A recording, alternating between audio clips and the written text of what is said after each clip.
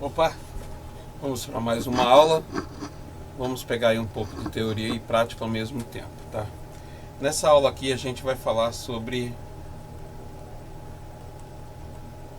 bobina. Esse é o desenho gráfico da bobina, ó. Quando você vê um risco aqui em cima, significa que a bobina tem núcleo, tá? Mas vamos ao que interessa. Como que a bobina trabalha? Entre aspas, a maioria fala que a bobina é um curto, que ela de um ponto ao outro os elétrons passam, né? Direto. Mas a bobina ela tem um efeito de trabalho.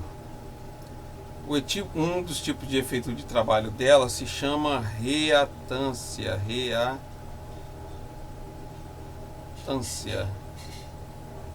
O que é a reatância? A reatância nada mais é do que também uma oposição à passagem do fluxo de elétrons, né? É um efeito que ela cria quando os elétrons estão chegando nos terminais da bobina, em milésimos de segundos, tá? E pouco tempo depois, ela estabiliza esses elétrons e eles vão passar normalmente para o outro lado após estabilidade. Então daí quer dizer que se tiver oscilação de tensão na malha da bobina, ela vai criar reatância constantemente? Sim.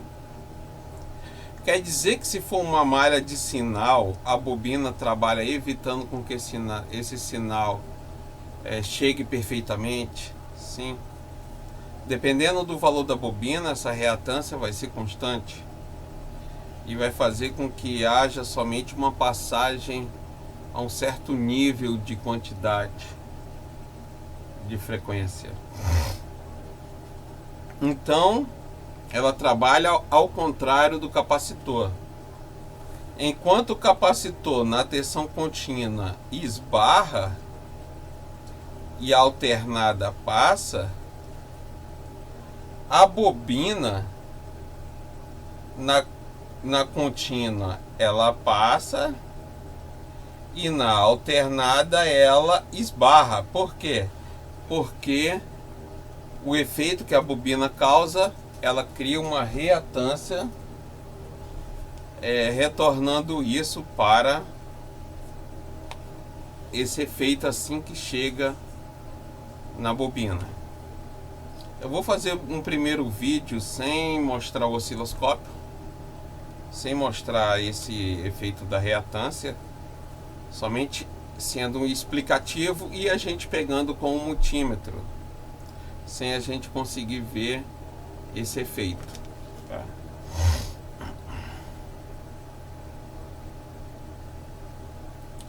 Quais os defeitos que mais ocasiona na bobina? Existe o curto e existe o aberto. Em um vídeo recente que eu assisti da Telecélula, ele nos informa que a gente possa ter também a fuga da bobina. Vamos lá. O que mais acontece em termos de defeito da bobina é quando está aberto. Quando ela abriu. O que é abrir? Exemplo, se a gente tem uma ponte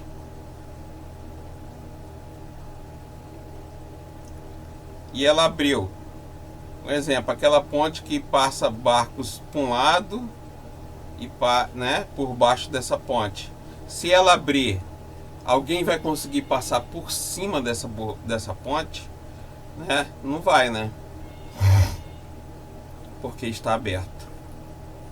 Aqui vai passar, ó.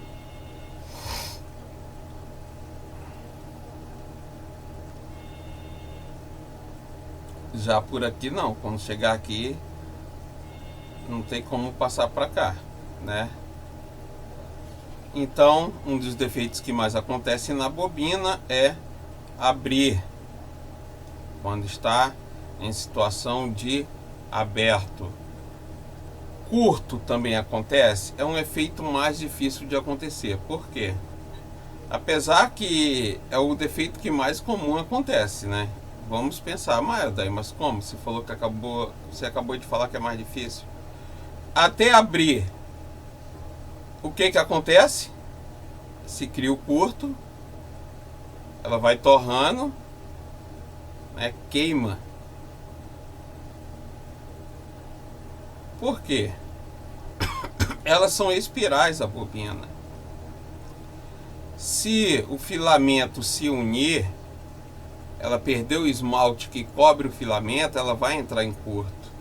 Só que a gente insiste, o cliente insiste, tenta carregar, tenta ligar, a gente tenta botar na fonte. O que ocorre? Piora a situação.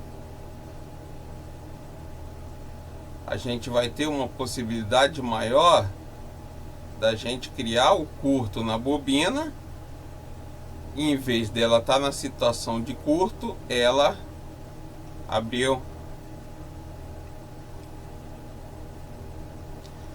A fuga seria somente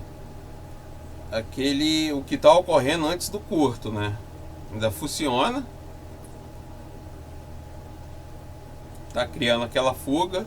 Eu sinceramente eu desconheço, não vou falar que seja impossível, porque a eletrônica é passiva de tudo, né? E a parte do curto também a gente já foi muito zoado, tá? Até por amigos mesmo que têm conhecimento, e eles chegam a achar que sabe tudo também, né? E acabar desconsiderando as outras pessoas, né? Desmerecendo os outros amigos. Mas existe sim o curto, tá? Ó, daí, vamos lá. Em que mais situações existe as bobinas? As bobinas existem mais em áudio, sinais, para criar o filtro, né? Ela vai se opor a frequências mais altas, dependendo do seu valor. Em malhas de tensões, principalmente em malhas de conversores Book. Eu tô com um Grand Prime aqui na minha bancada. Eu vou até passar a filmar aqui com o celular também, né? Vou colocar aqui o celular para filmar. Deixa eu colocar em modo avião, para que não aconteça exatamente de alguém ligar, né?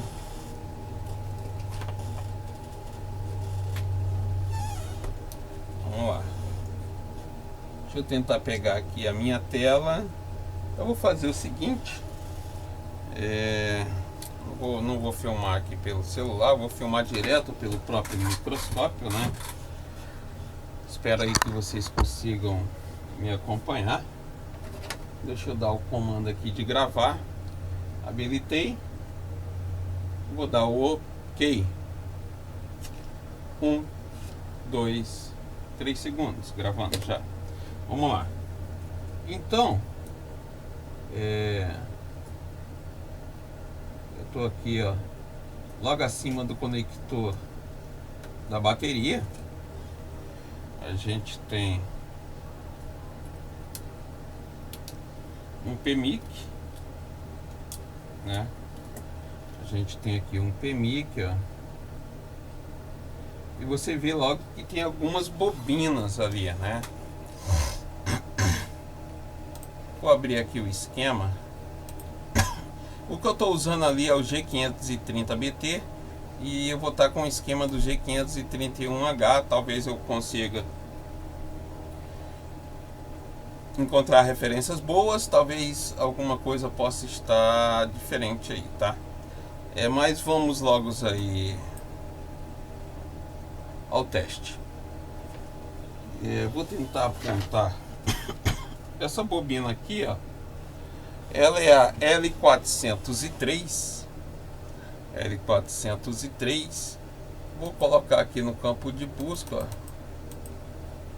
Ela já pulou, só eu impressionar aqui, ó, ela foi para lá. Buscou, achou ali, buscou novamente. Ela é uma bobina de 1 micro Henry. 1 micro Henry. Deixa eu botar na menor escala aqui de milimicro, né? Mili é acima de micro. Mili Henry. Vou tentar verificar com o meu multímetro se o mesmo vai fazer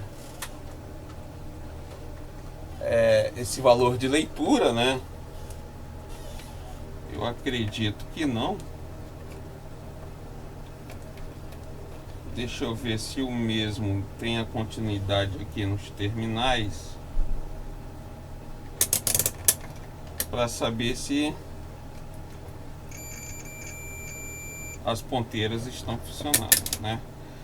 Sim, as ponteiras estão funcionando.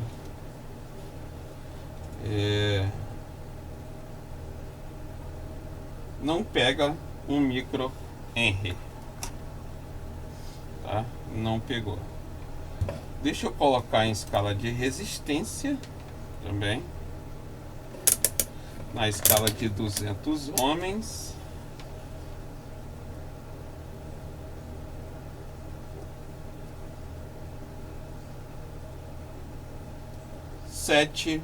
.1 ohms. Estou testando ela aqui e tá dando 7.1, 7.0. Deixa eu ver as ponteiras sozinha. 6.8, correto. Teste em escala de resistência, multímetro HM2080. Significa de que tem realmente uma resistência interna pequena, mas tem na bobina, né? Agora o que eu vou fazer? Vou ligar o multímetro à fonte de alimentação. Calma aí. Antes de ligar, eu vou testar aqui, né? Eu vou filmar pelo celular. Vou filmar com o celular na escala de resistência de 200 ohms, tá? Para você acompanhar comigo também o teste de resistência. Então, 1, 2, 3. Já está filmando. 3 segundos. Vamos lá, resistência. Primeiro eu vou testar a resistência da ponteira, ó. A resistência da ponteira, ela com ela mesma. Então você vê que tem uma pequena resistência, né? Se pegar bem mais na ponta, ó. 5. Agora ela diz, ó, 5.2 a resistência. Agora a própria resistência da bobina. Eu peguei em pontos diferentes e isso pode dar diferença. 5.3. Então você vê que é um mínimo ali, ó, de diferença, né?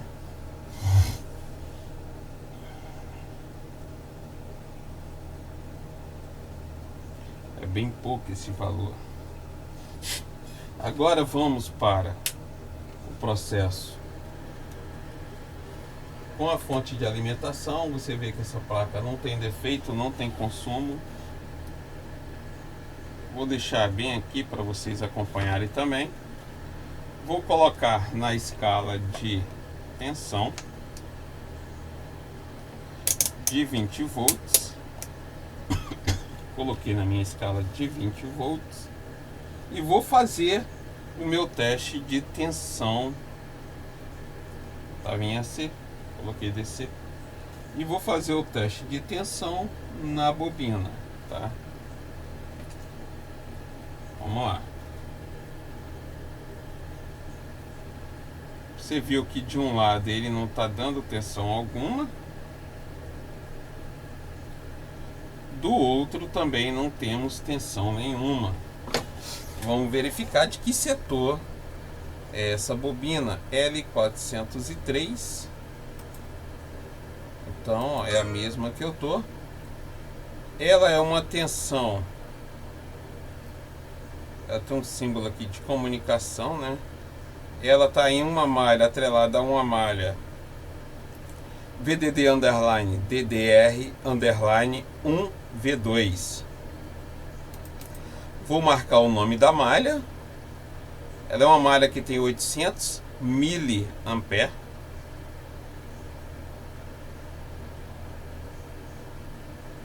Busquei, achei a malha no primeiro momento, achei ela no segundo momento atrelada a vários capacitores, um banco de capacitores, com 4 capacitores que estão em NC, né, não conectado, e existe outros capacitores aqui, um de 4,4700 nanofarad,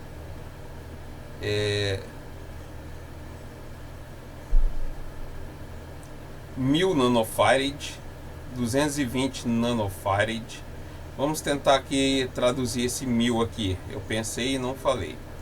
É mili, micro, nano. Então é 1 microfarad, tá? 4,7 microfarad. Tudo bem? E está atrelada a esse componente. E ele está indo para a memória UME 300. Então, senhores, você viu que aquela malha VDD underline DDR underline 1V2 de 1.2 volts, ela é uma das malhas que está indo para processador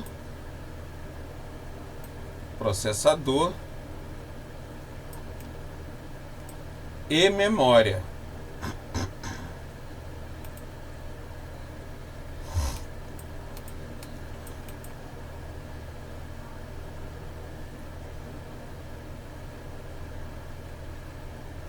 O 402, eu acredito que seja o nosso PMIC, né? Vamos retornar lá, ó. O 402, ó, ele aqui, ó, o nosso PMIC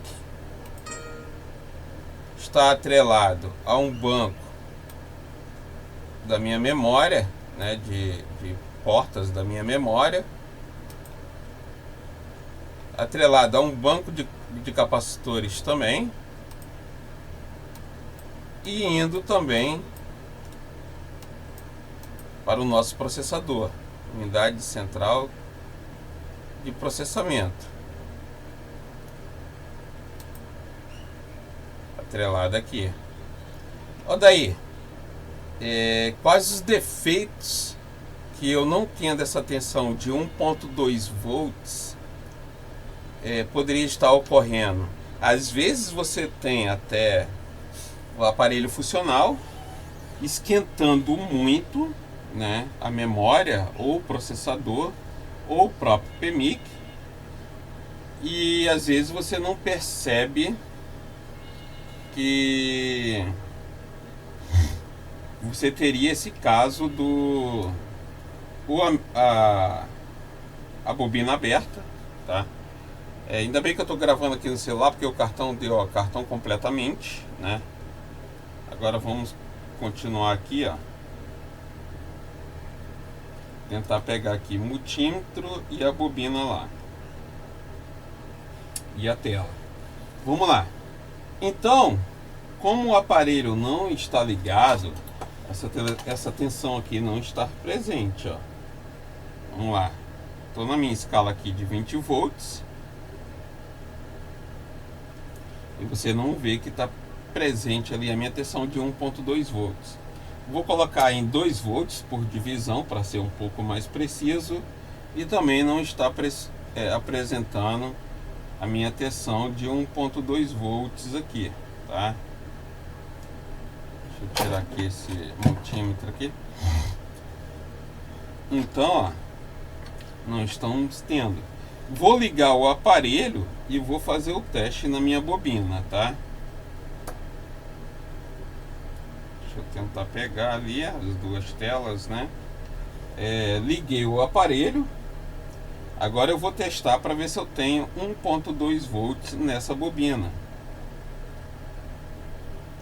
Aí, 1.2 volts, apesar que as pontas estão ao contrário. Eu vou botar na escala de 20 volts. Não tem problema, tá, senhores? Ó. Então tá aí, ó, 1.2 volts. Sem problema nenhum. Vou tentar pegar aqui acima, sem encostar aqui na blindagem, para não criar um curto, né? E também tá aí 1.2 volts, 1.19 nessa malha. Só que você viu puro isso aí. Você não tá vendo nenhum efeito ali nessa malha, tá?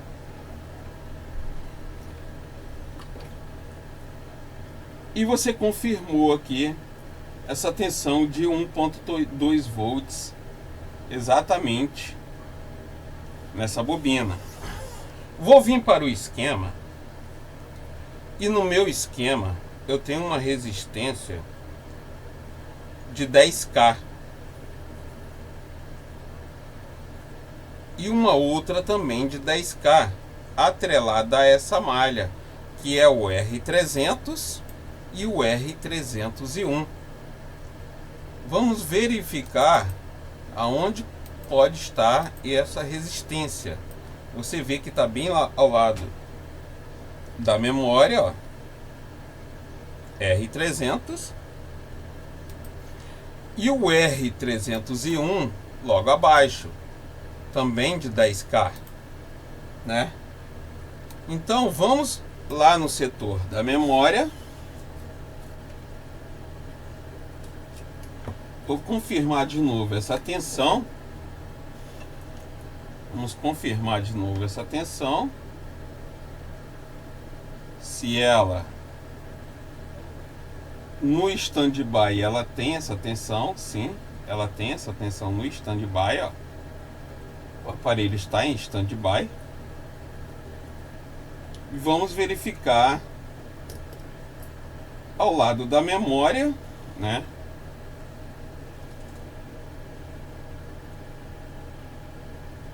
Se a gente vai conseguir pegar esse valor de resistência, no caso de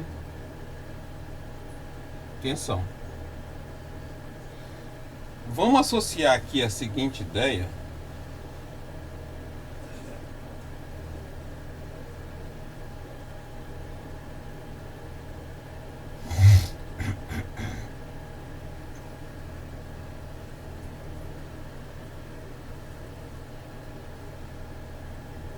Pelo desenho gráfico a gente não tem nenhuma, ó.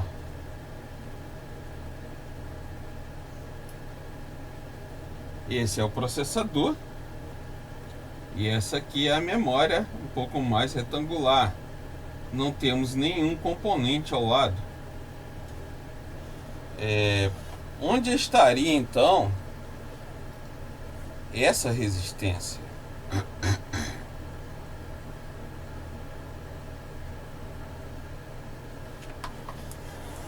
Vou tentar diminuir aqui a tela.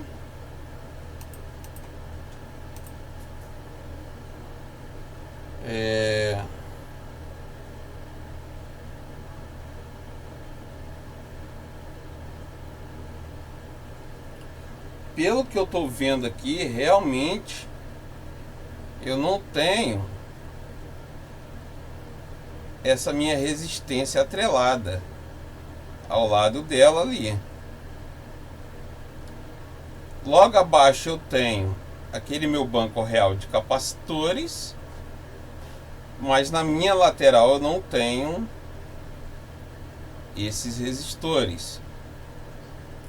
Mas logo acima eu já tenho alguns, né? E no meu esquema eu só tenho 2 capacitores. Então eu acredito que essas 2 resistências logo acima, no caso eu vou desligar aqui o aparelho, tá?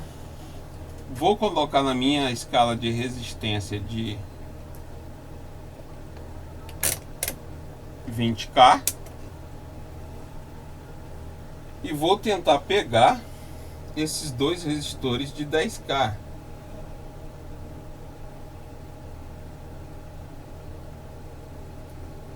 Olha lá, 6K. Mais um aqui de 6K. Mais um aqui de 6K.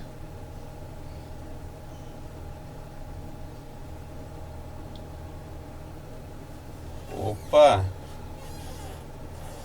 Se eu estiver bem certo, temos possíveis 3 resistências ali.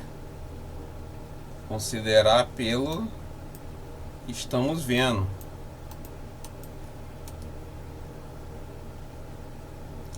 Vamos fazer a seguinte questão aqui, ó.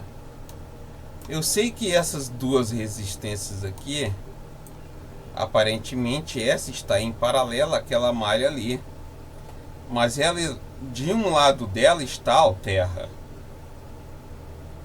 Um lado dela está ao terra. Vou confirmar agora também para ver se um dos lados da minha resistência que está à amostra acima também está ao terra.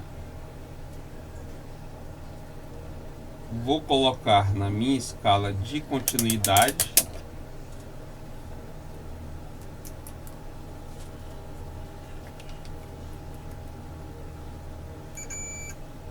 e vou verificar qual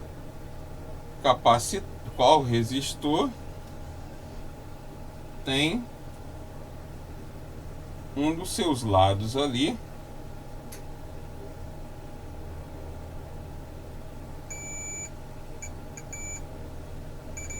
Então é esse aqui que tem um dos seus lados ao GND. Então eu tenho uma entrada de tensão aqui, pela lógica, de 1.2 volts aqui, tá? Pela lógica. Como o circuito, o esquema não está perfeito, mas eu estou tentando me guiar pelas figuras, eu vou estar tentando utilizar este método. Vamos lá. Vamos ligar o aparelho. Liguei. Eu acredito que essa aula para vocês está sendo muito boa. Por quê? Vocês estão conseguindo pegar dicas de tentar decifrar esquema. Vamos ver se é isso mesmo. Eu não tinha feito isso, né, antes, senhores. Então tá aí, tá provado, ó, 1.18. 1.18 significa que eu tenho 1.2 volts na minha entrada desse circuito, que ele vai quebrar essa tensão aqui dentro. Como temos dois valores iguais e provavelmente uma resistência não está batendo 10K, tem alguém em paralelo quebrando essa minha resistência de 10K. Mas vamos ver aqui se vai bater a tensão diferente agora aqui dentro. Apesar que a tensão foi maior, 1.49. Olha lá. E vamos ver a tensão mais fora. Peço desculpas agora, senhores, pelo um erro fatal que eu cometi. Apesar dele ter feito a leitura de milivolts, eu estava em uma escala incorreta, tá? Agora vamos fazer a escala correta. Deixa eu desligar o aparelho, ligar novamente. É provável que eu corri um certo risco aí de criar um curto, tá? Liguei o aparelho aqui aqui, ó, pelos terminais aqui, ó, liguei o aparelho, tá? Vamos lá, vamos testar novamente aqui, vamos conferir para ver se temos realmente uma entrada da tensão de 1.2 volts, para ver se vai bater essa tensão nessa entrada, ó.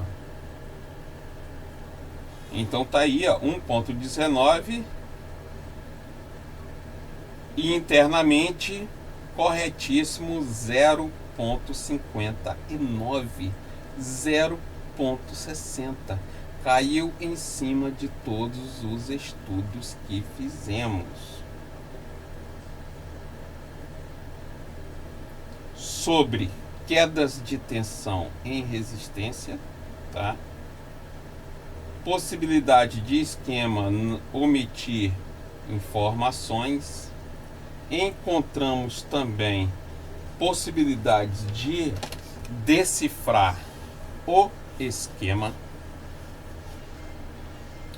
Cometemos um erro gravíssimo que eu não vou corrigir cortando o vídeo e refazendo essa parte, porque não sou disso. Eu gosto muito de mostrar até os erros, porque é onde a gente tem que evitar, tá, senhores? Estamos com essa placa aqui, eu ganhei de aluno. Então, não é uma placa de cliente, mas se é uma placa de cliente, é onde a gente tem que evitar possíveis defeitos. Agora voltando lá na bobina, se aquela minha bobina está aberta, eu tenho tensão nessa malha, talvez eu estaria até com o circuito funcionando, mas eu não teria tensão. Se essa minha queda de tensão de duas resistências, se eu tiver com uma alterada, eu tenho uma tensão correta? Não tenho. Se uma que essa aqui, ó, R301, se essa malha aqui, ó, senhores, ó, esse resistor estiver faltando, eu tenho 0,59 aqui, não tenho. Então, amigos, eu não vou ter a minha tensão aqui de 0,59 nesse ponto, devido à minha quebra de resistência, da minha escala de resistência, né, das minhas quedas de tensões. E eu poderia achar, porque ela está alterna, que ela não iria afetar a minha malha, né? Agora você perceba bem comigo. E no seu visual você acharia que ela está em paralelo, sendo que ela está em série a outra resistência, me dando exatamente a queda da tensão dentro da minha malha de 0,59. Olha daí. Desliguei. Vou colocar na minha escala aqui de diodo, tá, senhores? Ó. Nesse multímetro aqui, a minha escala de diodo é a mesma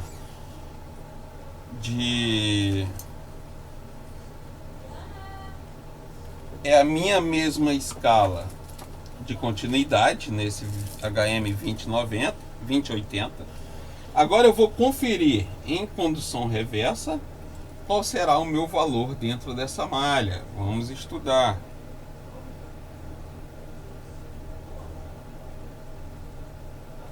Eu tenho dentro dessa malha 396. Por comparação, eu consigo matar defeito ali dentro. Se eu tiver, em vez de ter 356 eu tiver um valor menor, eu tenho um desses capacitores aí em fuga. Eu tenho um desses capacitores em fuga. Agora, se eu tenho um valor menor, eu posso ter uma falta dessa resistência aí, principalmente essa que está em terra.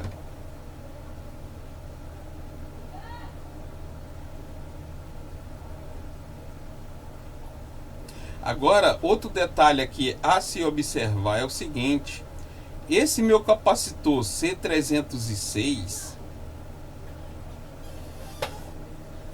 está me parecendo aqui que possa ser esse componente que está logo abaixo ali, que deu para mim não interligado ao GND. Porque você vê que ela está entre uma malha, essa tensão underline buff out,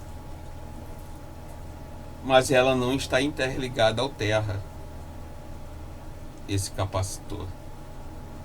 Vamos subir ali para ver se está. Vamos ver, ó. Não está interligado ao terra. Está sendo alimentado pela minha VDD underline DDR underline 1V2. Entra pela minha resistência R300 e ela faz a interligação. Esse capacitor, ele não tem continuidade ao terra. Ele somente está em paralelo àquela malha. Olha que estudo maravilhoso, senhores. Tá? Esse seria mais um vídeo que estaria no nosso curso online. Mas eu vou estar liberando aqui no YouTube para você ver como que está sendo as nossas aulas do online. Como que está gostoso. Então, estarei fazendo mais uma aula aí para nossos vídeos do curso online, tá? Aproveitando, senhores, lembrando que o nosso curso online está em promoção, tá? Por um período indeterminado, tá? Em vista aí dos acontecimentos aí sobre essa Covid, né? E o valor que ela tá é R$ 97, tá? Obrigado. Fiquem todos com Deus.